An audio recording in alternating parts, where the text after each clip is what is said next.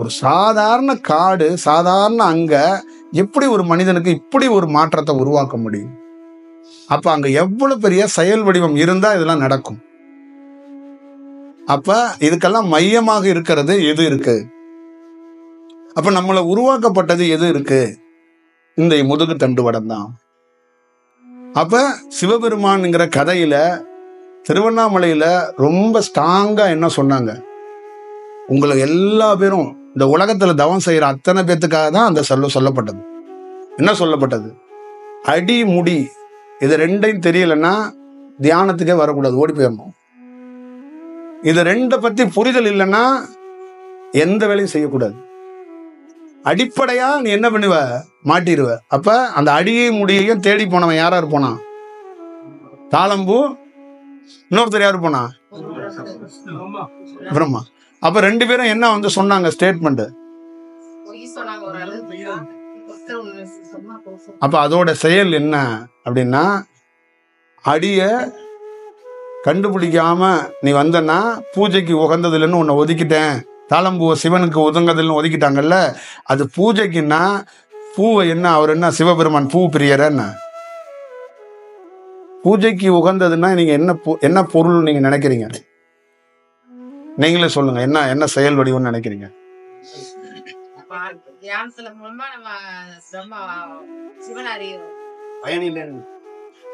இப்ப இதோட பொருள் என்னன்னா,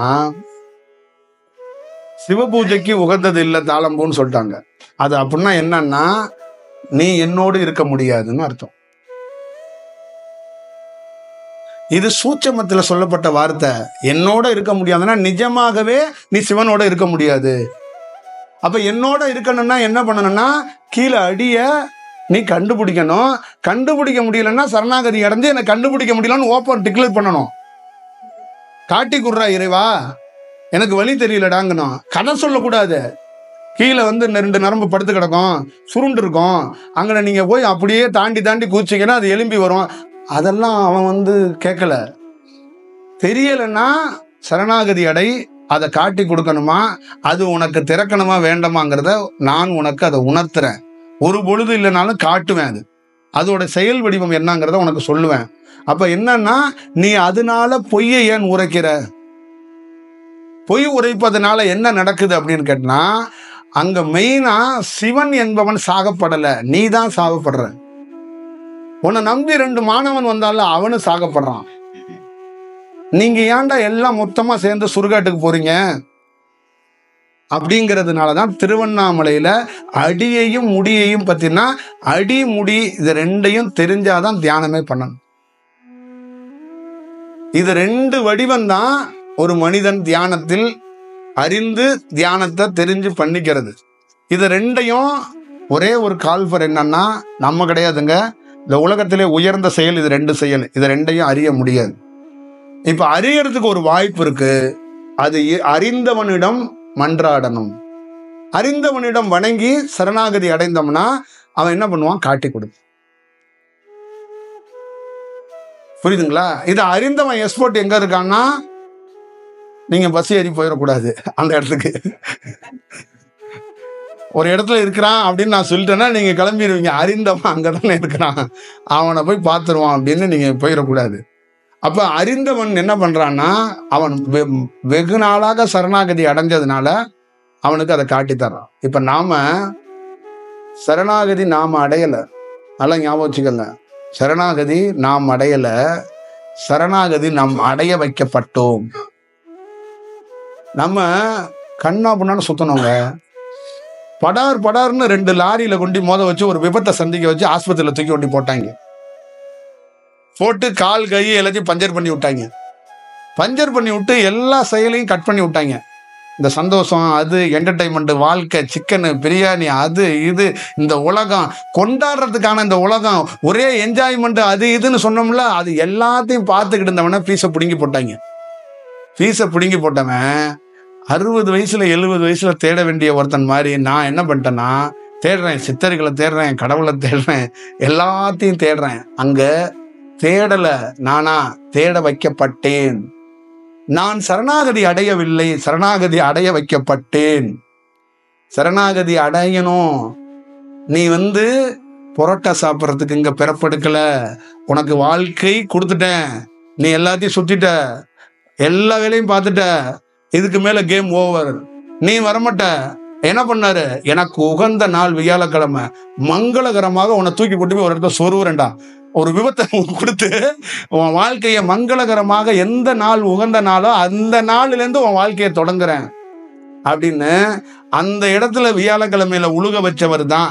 அதுதான் சரணாகதி, முதல் சரணாகதி.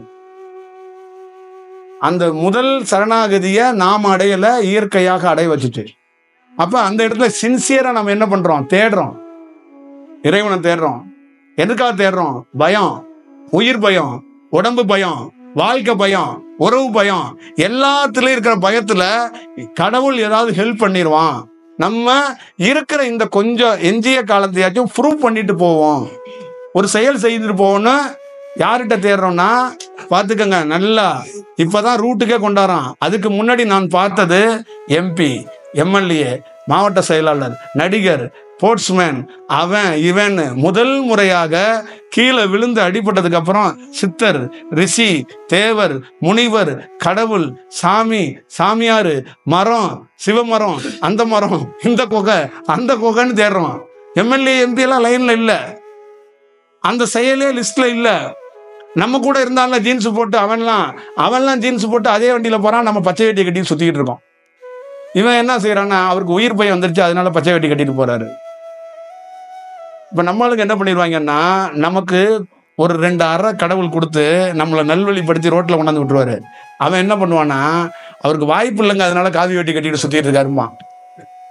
அது வாய்ப்பு இல்லை ராஜா, இப்பதான் எனக்கு அறிவு வந்திருக்கு, இப்பதான் புத்தின்னு சொல்லுவாங்கல்ல, நல்ல பாதையில போறதுக்கான வாய்ப்பை இறைவன் இப்பதான் ஏற்படுத்தி இருக்கிறான். அந்த சூழலே இப்பதான் வந்திருக்கு. அப்ப அந்த இடத்துக்குள்ள இருந்து அப்ப நம்ம தேட தொடங்கும் போது ஒரு நாள் அதுக்குள்ள என்ன பண்றான், எந்தெந்த இடத்துக்குள்ள எல்லாம் யாரெல்லாம் பார்க்கணும், எங்கெங்கிருந்து நீ பெறணுங்கிறத ஒரு சார்ட் மாதிரி போட்டு என்னை தயார் பண்ணாங்க. பல ஆண்டுகளா இதே வேலை, பரபரப்பா இந்த செயல் நடந்துச்சு. அப்ப அந்த செயலுக்குள்ள ஒவ்வொரு செயலையும் நடந்ததுக்கு அப்புறம் இறைவன் நமக்கு மறுவாட்டியும் ஃபைனலா உணர்த்தினது என்னன்னா, ஆல்ரெடி டிசைட் பண்ணப்பட்டாச்சு, உன்னை அனுபவம் பெற்று நீ ஒரு வேலை செய்யணும்னு, மாங்காய் மடையா அதை நீ புரியாம நீ வேற வேலைக்கு வந்தேன்னு நீ இருந்த, அதனாலதான் 2 அடியை போட்டு சரணாகதியை நாங்களே அடைய வச்சு உன்னை ஊரா சுத்த வச்சு இந்த செயல் வடிவத்தை கொடுத்துருக்குறோம், இதை பாரு அப்படின்னா, அங்க ஃபைனலா போய் பார்த்ததுக்கு அப்புறம் என்ன தெரிஞ்சிச்சுன்னா, நம்ம போய் பழக்கப்பட்டு பல எக்ஸ்பர்ட்டா பல தவம் பண்ண குகைக்கிட்டு தான் நம்ம போய் தேடி அலைஞ்சிருக்கோம். அட பாவி, இது நம்ம குகையாச்சே, இது நம்ம உட்கார்ந்த மரமாச்சே, இது நம்ம நடந்த காட்டு பாதையாச்சே, நம்ம பாதையை தான் நம்மளே தேடி இருக்கோமா புது பாதைன்னு. அப்ப எத்தனை ஆண்டுகள் ஆகி போச்சு பாருங்க. என்னுடைய குகையை கண்டுபிடிக்கிறதுக்கு பல ஆண்டுகள் ஆயிருக்கு. நான் நடந்த மரம் அந்த ஒத்தையடி பாதையை கண்டுபிடிக்க பல நாட்கள் ஆயிடுச்சு. பெரிய கொடுமையும் வேடிக்கை என்னன்னு கேட்டீங்கன்னா, நான் நடந்த பாதை, நான் யூஸ் பண்ண குகைய யாரோ யூஸ் பண்ணியிருக்கிறாங்க, யாரோ எனக்கு வாழ்க்கை கொடுக்குறான்னு அதை கும்பிட்டுக்கிட்டே இருந்திருக்கேன். அதுக்கப்புறம் தான் அவன் சொல்றான், டே, இந்த குகையை இந்த மலைக்குள்ள உருவாக்குனதே நீதான்டா, இந்த குகையிலேருந்து எத்தனை பேர் உள்ள வந்தான், எத்தனை பேர் வெளியில போனா, இந்த குகையில நீ இருக்கிறன்னு பார்க்க வந்தவன் எத்தனை பேர் வந்தான். ஆனா நான் என்ன பண்ணிருக்கேன், ஃப்ரெஷ்ஷா ஒரு 50 ரூபா ஒரு 60 ரூபா ஒருத்தட்ட கடன் வாங்கிட்டு அந்த குகைக்கு போறேன் இந்த அவன் பண்றதுக்கான. அப்ப இதே போலதான் நீங்க உங்க இடத்தெல்லாம் தெரியாம சுத்தி தெரிஞ்சுக்கிட்டு இருக்கீங்க, உங்களுடைய செயல் வடிவம் தெரியாம சுத்தி தெரியுறீங்க. இதுக்கு யாரோ ஒருத்தர் கேட்டுக்கிட்டு இருக்காரு, ஏப்பா அப்படி உத்தராட்சியை போட்டுக்கிட்டு இருக்கா, இதுதான் பண்ண. ஏண்டா டேய், உன்னுடைய நேச்சரே அதான்டா, நீயே அதான்டா. அது நேச்சர் கிடையாது, அது நம்மளுடைய விஷயம் இல்லை. அது செயற்கையாக ஒரு காலகட்டத்துக்காக வேற வழி இல்லைன்னு தெரியாத ஒரு கையில ஒரு பொருளை வச்சு நிக்கிறோம் நம்ம. அது நம்ம பொருளே கிடையாது. ஒரு யோகி என்ன சொல்றான், எல்லாம் முடிச்சதுக்கு அப்புறம் அவன் அவன் குழந்தைய மனைவியிட்ட கேட்கறான், நீங்க யாருங்க மாம்னு கேட்கறான். என்னையா சாமி, 35 வருஷமா அவனோட வாழ்ந்த பொண்ணியா என்னை யாருன்னு கேட்குற, 35 வருஷமா என் கூட நீங்க இருந்திருக்கலாம், இந்த பிறப்புல நீங்க யாரு அப்படின்னு கேட்கிறாரு. அப்ப அவர் என்னன்னா, அவர் யாருன்னு அவருக்கு தெரிஞ்சதுக்கு அப்புறம் இந்த அம்மா ஏன் மனைவியா நமக்கு வந்துச்சு, அப்ப இந்த ஆள் என்ன பண்ணியிருக்கிறாருன்னா, அந்த குகையிலே இருக்கிற சீடர்களாக இருக்கக்கூடிய ஒருத்தட்ட நான் பிறப்பெடுத்து வருவேன், அப்ப நீயும் பிறப்பெடுப்ப, என்ன கல்யாணம் பண்ணிட்டு என் கூட இருப்ப அப்படின்னு இவர் ஒரு வரம் கொடுத்துருக்கிறாரு. அப்ப அது என்ன பண்ணுது, அது எங்கேயோ பிறந்து எங்கேயோ வளர்ந்து அங்கிட்டெல்லாம் சுத்திக்கிட்டு ஒரு நிர்பந்தத்துல வந்து கல்யாணம் பண்ணி கூட வந்து செட்டில் ஆயிருது. ஆனா இவருக்கு தெரிஞ்சிருச்சு, அந்த அம்மாவுக்கு தெரியவே இல்லை. இப்ப உங்க வீட்டுல, எல்லா வீட்லயும் நிறைய வீட்டுல கொஞ்சம் உங்களுக்கு ரகசியம் தெரிஞ்சிருக்கு, உங்க வீட்டுல தெரியல. அதனாலதான் ஒரு ஸ்பீக்கர் பாடுது, ஒரு ஸ்பீக்கர் பாட மாட்டேங்குது. புரியுதுங்களா? இப்ப அவங்களுக்கும் கொஞ்சம் ரகசியம் தெரிஞ்சிச்சுக்கா, ஆகா வரம் நீ தான் கொடுத்தியா, இப்படிதான் நடந்ததா, இந்த ஜாதகம் பார்த்து புரோக்கர் சொல்லி இதெல்லாம் நடக்கலையா, அடாடாடாடா அப்படின்னு நீங்க பார்க்க தொடங்குவீங்க. அதுல என்னன்னா எமோஷன் ஆகி அழுதுருவீங்க. சில இடத்துல நீங்க அழுதுருவீங்க. அதனாலதான் சில இடத்துல எல்லாம் கைலாய மலையிலையோ நீங்க சில இடத்துல போகும்போது உங்களை அறியாம அழுகுறீங்கன்னா, மிஸ்டர் நீங்க ஆதங்கத்துல அழுவல மிஸ்டர், அது உங்க இடம் மிஸ்டர். நீங்க ஏதோ ஒரு உணர்ச்சியில பொங்கல மிஸ்டர். நீங்க அழுகிறதுக்கு காரணம் நீங்க அங்க வாழ்ந்திருக்கீங்க மிஸ்டர். அதே மாதிரி நான் கைய வச்சேன்னா தீட்சை கொடுக்கும்போது அழுகுறீங்கன்னா உங்க உயிர் உங்களை காரி துப்புது மிஸ்டர். நீங்க என்ன வந்து வாய்ப்பு கொடுக்க விடாமையே கொண்டுகிட்டு இருக்கியாடா உள்ள வச்சு, என்னுடைய ரியலை வெளியில கூட்டிட்டு வர மாட்டேறியாடா. ஒருத்தன் அழுத்தி அப்பயாவது என்ன யாருன்னு காட்டுறான், நான் ஒளியா உனக்கு காட்சி காட்டுறேன். எடா மடப்பையிலே நான் ஒளியா உனக்கு என்ன காட்டுறேன்னா, நம்மளுடைய நேச்சரே ஒளிதான்டா. அதையும் நெத்தி போட்டுல காட்டுறானே, அதையும் விட்டுட்டு நீ எவனோ ஒரு கடவுள் கடவுள்னு உள்ள தேடிக்கிட்டு இருக்கியடா, அது நீ தாண்டா. அது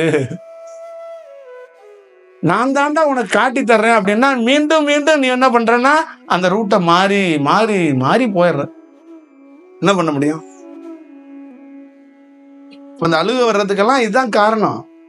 ஒரு குருவை பார்த்து பீறிக்கிட்டு அழுவ வருது, ஒரு குருவை பார்த்தா நான் அழுகிறேன் போறேன்னா நல்லா வச்சுங்க, மோசமான குருவை பார்த்துட்டு கூட அழுவாங்க. ஏன்னா தொடும்போது அந்த உயிர் துளி வெளியில வெளிச்சிருச்சுன்னா, அந்த உயிர் எமோஷன் ஆகும்போது இந்த கண் பார்வையில் இருக்கிற நரம்பு என்ன பண்ணனா, அது இன்னும் அதி தீவிரமாகும் போது கண்ணீர் துளியாக கொட்ட ஆரம்பிச்சிடும். ஏன்னா அந்த இது வந்து அந்த நேரத்தில் விழிக்கும். அப்ப அது என்னன்னா, அது எமோஷன்ல வெளிக்காட்டும். நான் என்னுடைய ஒரிஜினல் இதுதான், நீ வந்து ஏன் இப்படி இருக்கிற அப்படிங்கிறத வெளிப்படுத்தும். அப்ப நீங்க அழுது கதறுவீங்க. இப்போ பக்கத்தில் இருக்கவன் என்னன்னா, என் அம்மாவுக்கு ஏதோ சாமி வந்துருச்சு, ஏதோ குருநாதர் ஏதோ அள்ளி தெளிச்சு விட்டுட்டாரு, ஏன்டா நான் என்னடா அள்ளி தெளிக்கிறேன் அந்த அம்மாவுக்கு. அது உயிர் வந்து அதுவே எமோஷன் ஆகுதுடா. அந்த நிஜத்தை யாரு புரிஞ்சுக்கிறது? அதுக்காக தான் சொல்றேன், எல்லா பசியையும் நிறுத்தி விடலாம். இந்த உலகத்திலே நிறுத்த முடியாத ஒரே ஒரு பசி உயிர் பசி. புரியுதுங்களா?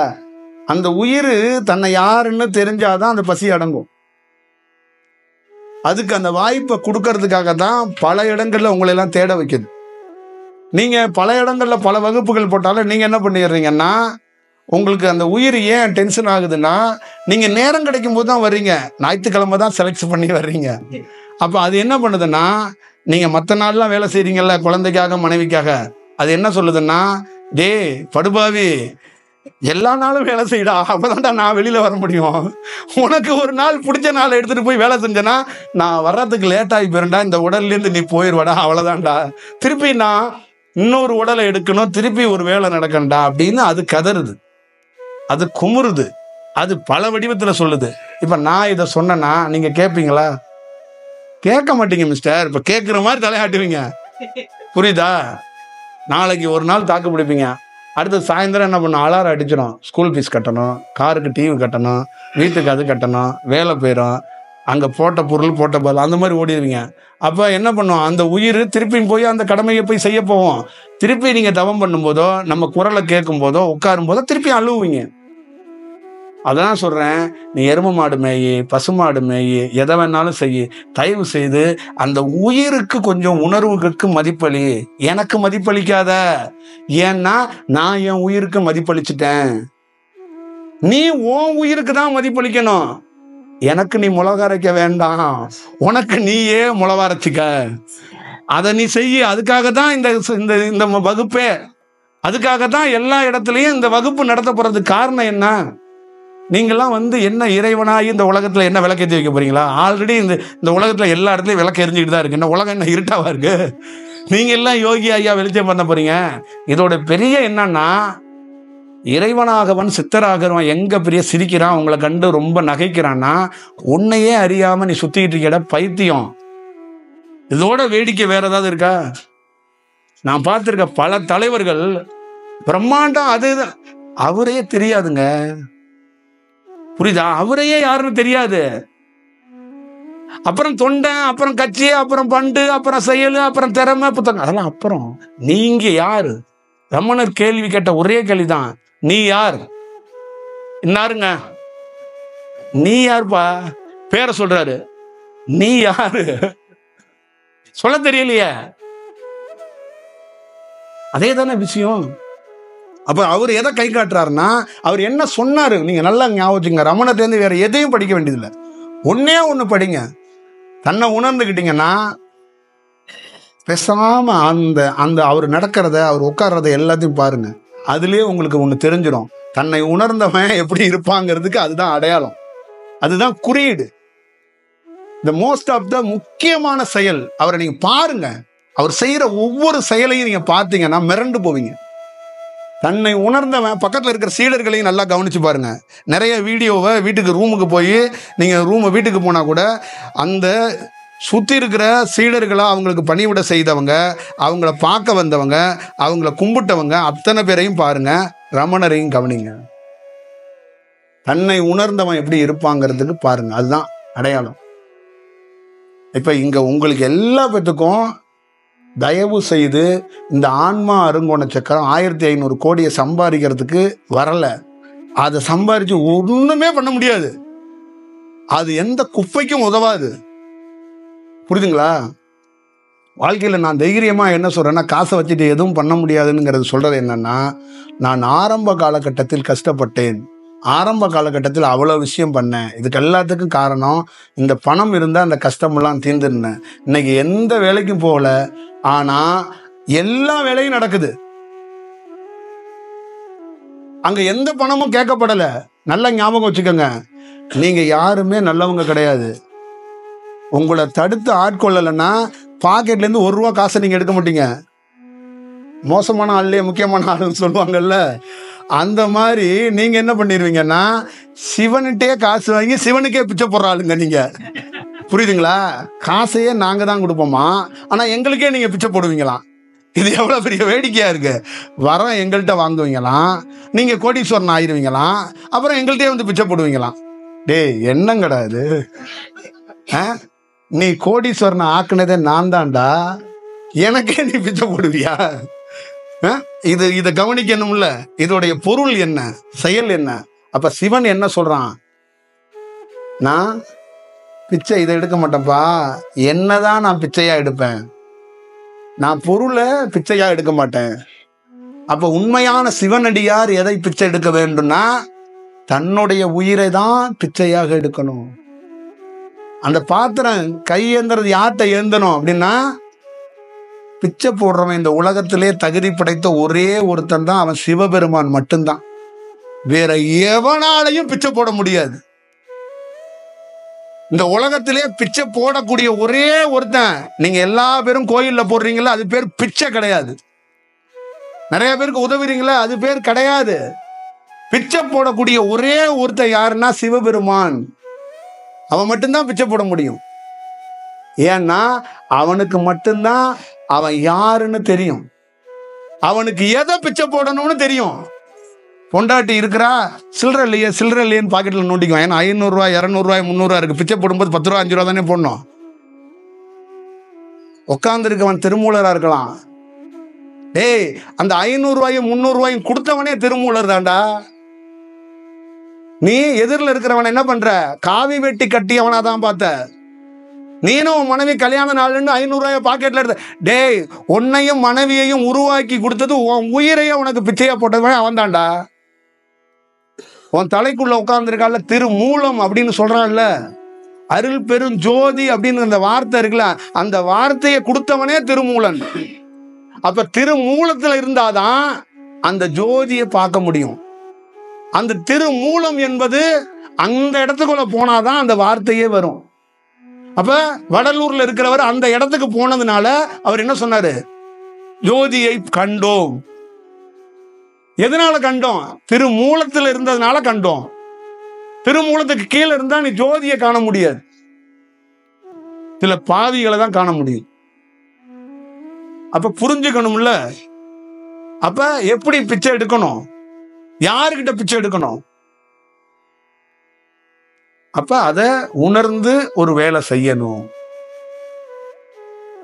இந்த காசு இல்லாம கிளாஸ் நடத்த முடியாது, காசு இல்லாம வாழ முடியாது, இந்த சைக்கிள் கதையெல்லாம் இங்கெல்லாம் ஆகாது. இந்த உலகத்துல இருக்கிற எல்லா சாமியாருக்கு சவாலா சொல்றேன், எல்லா அரசியல்வாதிக்கு சொல்றேன், சாவர வரைக்கும் எந்த மாணவன்ட்டையும் காசு இல்லாம தான்டா கிளாஸ் எடுப்பேன்.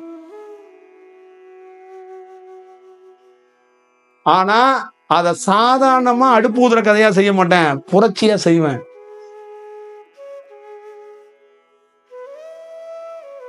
அத வேற வடிவத்துல இருந்து செய்வேன்.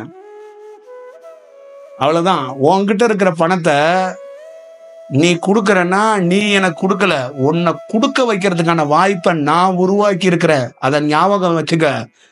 சாவி ஒண்ணுது, பெட்டி ஒண்ணுது, பணமும் ஒண்ணுதான் இருக்கலாம். ஆனா கொடுக்க வைக்கிற சிந்தனை என்னது?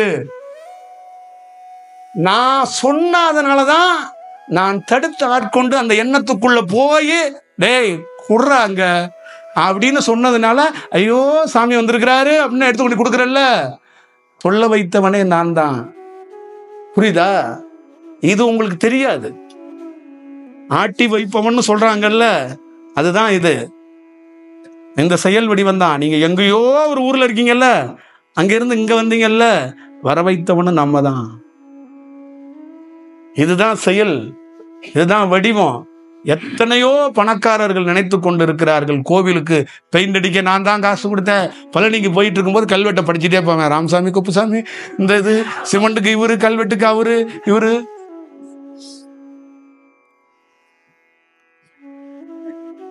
சொல்லுங்க, நம்ம எப்படி பார்க்கணும்? அப்ப எப்படி எடுத்துக்கணும்? அப்ப சட்டை எல்லாத்தையும் உதறணும் சப்ஜாடா. அந்த உதறது நம்மளா உதறக்கூடாது. இறைவன் நமக்கு ஒன்று வாய்ப்பை கொடுப்பான். அப்ப சப்ஜாடா உதரும் போது என்னன்னா, நீயே வெட்ட வெளியா நிப்ப. அப்புறம் நீ எதுக்கு போய் எவன்கிட்ட போய் அடிமையாக போற? எவன்கிட்ட போய் உன் முடி கூட வணங்காதுப்பா. சிவன் சொல்றான், உண்மையான சிவனடியான் யாரையும் வணங்குவதே இல்லை. ஏன் வணங்குவதே இல்லைன்னா அந்த வாய்ப்பே இல்லை அவனுக்கு. ஏன்னா அவனுக்கு ஏதாவது தேவை இருந்தா தானே வணங்குவான். அவனுக்கு அங்க தேவையே இல்லை, தேவைப்படல. அவன் சொல்றான் எந்த பொருளுமே அவனுக்கு தேவைப்படல. இந்த உலகத்திலே அதிகமாக சொத்து வச்சிருக்கவன் யாருன்னா சிவபெருமான். ஆனா அவன் என்ன சொல்றான்னா எதுவுமே என்னது இல்லைங்கிறான். கிருஷ்ணன் என்ன சொல்றான், எதடா நீ எடுத்துட்டு வந்தேன்னு கேட்டான். இதை என்ன பண்றான்னா, எல்லா பணக்காரனுக்கும் இந்த வாசகம் தெரியாதா? எதை நீ கொண்டு வந்தாய்?